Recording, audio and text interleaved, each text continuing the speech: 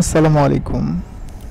অনেকেরই একটা প্রশ্ন থাকে যে ভাইয়া আমার আশপাশে সকলে টাকা পেয়ে গেছে, শুধু আমি পাইনি। এখন কি করণীয়? কি করা যায় একটু আমাকে বলবেন? এই টাইপের কমেন্ট আমি বহু পেয়েছি। এই যে এই কমেন্টগুলো দেখেন, এইখানে যেমন লিখেছে আমি যদি দেখাই, বগুড়া জেলাতে টাকা ঢুকেছে, দিনাজপুরে ঢুকেছে, গাইবান্ধায় গিয়েছে, এরপর আজকে গর্ভকালীন ভাতা পেয়েছে, আলহামদুলিল্লাহ আমি পেয়েছি। এখানে বহু মানুষ টাকা পেয়েছে, বহু মানুষ টাকা পেয়েছে। এই যে টাকাগুলো পেয়েছে না, এখন দেখেন এই যে এত মানুষ টাকা পেয়েছে, এর মধ্যে এনকে আছে পায়নি। যেমন এই যে একটা দেখুন, ইনফরমেশন বাংলা, ইনি কমেন্ট করেছে দিনাজপুর থেকে এখনও পায়নি।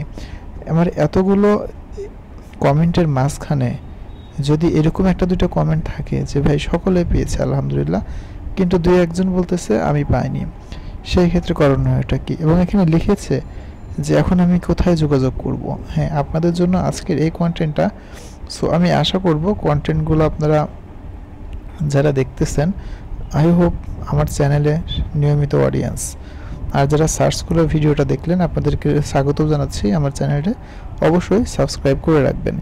বিষয় হলো, আপনারা জানেন কি না যে বয়স্ক বিধবা প্রতিবন্ধী ভাতার টাকা দেয় সমাজসেবা অফিস। সমাজসেবা অফিস থেকে বয়স্ক বিধবা ও প্রতিবন্ধী ভাতার টাকা পাওয়া যায়। এখন কথা হলো, তাহলে আমি কি করব? এখন আপনাকে যা করতে হবে তার মধ্যে অন্যতম হলো, সর্বপ্রথম আপনাকে অফিসে গিয়ে যোগাযোগ করতে হবে। উপজেলা সমাজসেবা অফিসারের কার্যালয়ে গিয়ে আপনাকে বলতে হবে যে আমার পাশে আমার আমার চারিপাশে সকলে টাকা পেয়েছে, আমি কেন পেলাম না। তারা আপনাকে এক্স্যাক্টলি একটা কারণ বলে দিবে যে এই কারণে টাকাটা পাননি বা আপনার অ্যাকাউন্টে ঢোকেনি। যদি কোনো ক্রমে আপনার অ্যাকাউন্টে টাকাটা না আসে এবং মনে হয় যে টাকাটা সিস্টেম ফল্ট বা আপনার সিমের কোনো সমস্যার জন্য ঢোকেনি, বাউন্স ব্যাক হয়েছে, তাহলে কিন্তু আপনি নিশ্চিন্তে থাকতে পারেন, কারণ এই টাকাটা পরবর্তী কিস্তিতে চলে আসবে। আর যদি প্রতারক আপনার টাকা তুলে ফেলে তাহলে কিন্তু সমস্যা। যেমন দেখুন, এখানে টাকা ঢুকেছে যে ঢাকা জেলা থেকে টাকা পেয়েছে, এখানে টাকা পেয়েছে, এবং এখানে টাকা পাওয়ার বহু সিলেট থেকে টাকা পেয়েছে। এখানে টাকা আসার অনেক অনেক প্রুফ ইতিমধ্যে চ্যানেলে দিয়ে দিয়েছি। এবং বিষয় হলো, আপনাদের ভাই মানে আমি ইতিমধ্যে আমার স্নাতক সম্পন্ন করলাম পাবনা জেলা থেকে, শহীদ এম মনসুর আলী কলেজ। আপনারা হয়তো অনেকেই চিনবেন এই কলেজটা। আমি পাবনা জেলার যেহেতু থাকি, সো পাবনা জেলা থেকে এই কলেজ থেকে আমি অনার্স কমপ্লিট করলাম।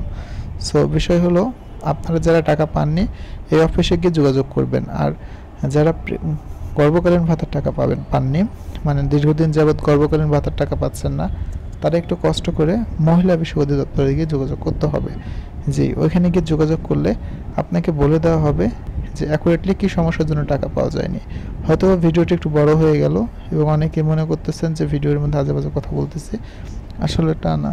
আপনারা যারা টাকা পাননি তাদের দুঃখের বা তাদের এটা দরকার, জানা দরকার কী করতে হবে। কারণ হতাশায় ভুগছেন, আশপাশে সকলে টাকা পাচ্ছে এবং আপনি মনে করতেছেন আমি কন্টেন্ট ক্রিয়েটর, ভুয়া নিউজ বানাচ্ছি।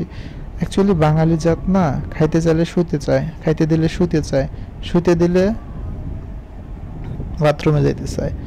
এই আপনাদের অবস্থা হলো তাই। আমি এতগুলো প্রমাণ দেই যে সকলে টাকা পাচ্ছে, অথচ আপনারা মনে করেন না টাকা যাচ্ছে না, টাকা পাচ্ছে না। সো আপনাদের কপাল আপনারা বুঝবেন। আমি আপনাদের দেখানোর উদ্দেশ্যে ভিডিও বানাচ্ছি। আশা করব ভিডিওটা দেখে যদি কারো মনে হয় যে না ভাই সঠিক কথা বলেছে, এইভাবে গেলে টাকাটা পাওয়ার সম্ভাবনা আছে, তাহলে ফলো আপ করতে পারেন। That's it. ধন্যবাদ সবাইকে। আশা করব পরবর্তী কন্টেন্ট কী নিয়ে বানাবো আপনারা আমাকে জানিয়ে দিবেন। দেখা হবে পরবর্তী ভিডিওতে। ভালো থাকবেন, সুস্থ থাকবেন, শুভরাত্রি।